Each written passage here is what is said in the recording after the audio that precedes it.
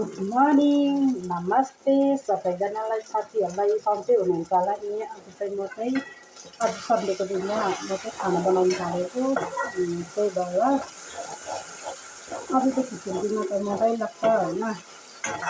सब्जी भने चाहिँ आलु बनाउनु आँटेको त्यो भएर अन्डा आलु भात पाक्यो होइन। त्यही भएर हाम्रो चाहिँ आप्पा बिमारी भएर चाहिँ त्यो पकाएर दबाई सब्जी खानापिना पकाएर चाहिँ दिएर चाहिँ दबाई दिनुपर्ने हुन्छ। अरे मासु गयो नआउनु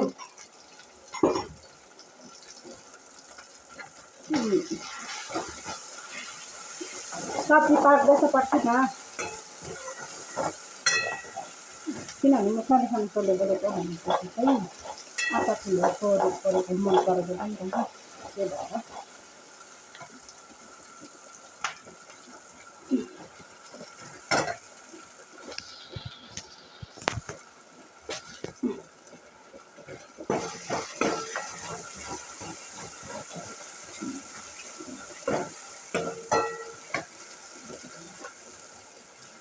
यो चाहिँ आलु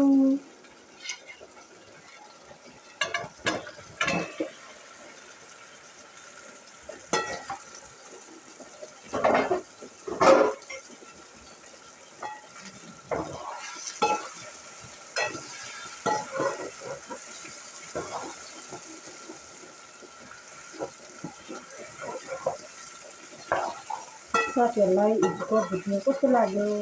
मेरो नानीको छोरी आएको थियो घुम्नको लागि स्कुल छुट्टी छ घरमा उहाँलाई आएको छुट्टीमा। यो चाहिँ धनियाँ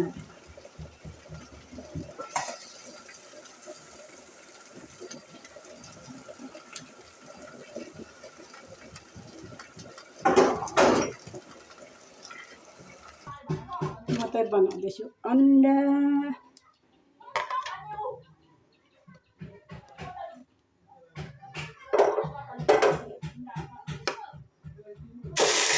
तेरा बाप यहाँ छोड़कर गया था कि तेरी माँ।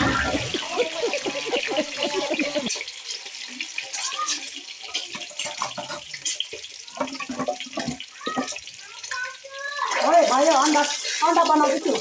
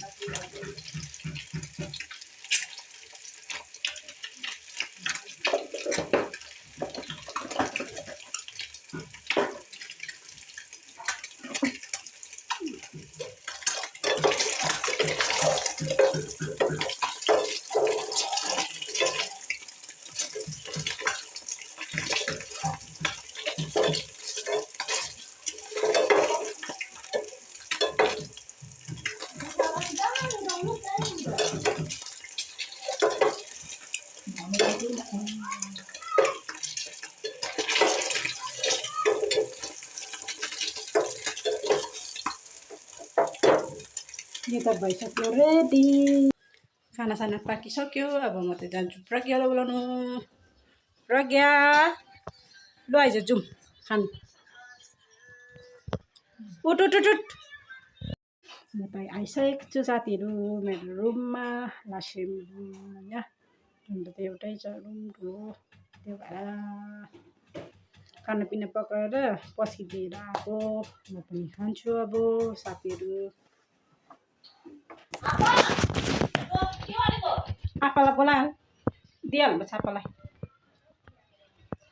ए ठेङ्गा के गरेको यहाँ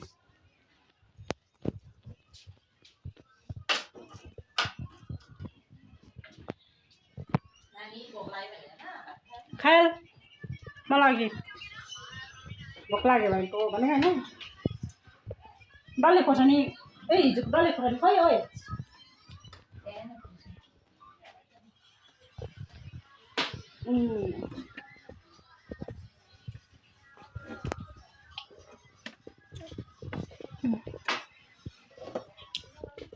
यहाँ छैन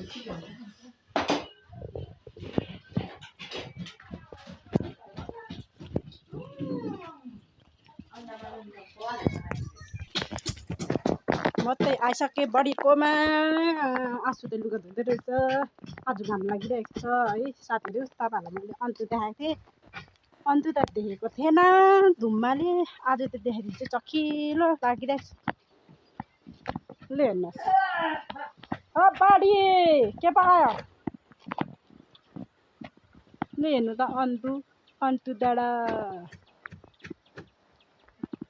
कस्तो रमाइलो छ अन्टु डाँडा तर यो रुखले छेलेको छ नि त बडीले के पाउँदैछ बडी